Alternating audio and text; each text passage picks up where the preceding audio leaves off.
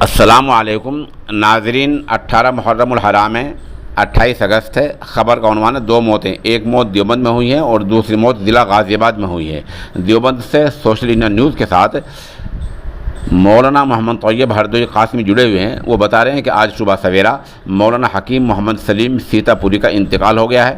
آپ یونانی medical college Deoband کے سابق پروفیسر تھے اور حضرت مولانا ریاست علی بجنوری رحمۃ اللہ علیہ کے خادم خاص تھے، انگوٹھی ساز تھے۔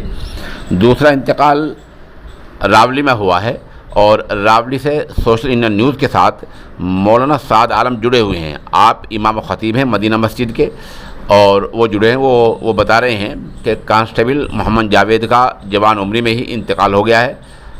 آپ کی ڈیوٹی اس وقت بلند شہر میں تھی، وہاں آپ کانسٹیبل کے عہدے پر تعینات تھے، اور فی الحال جب انتقال ہوا، یہ سڑک حادثے میں انتقال ہوا ہے۔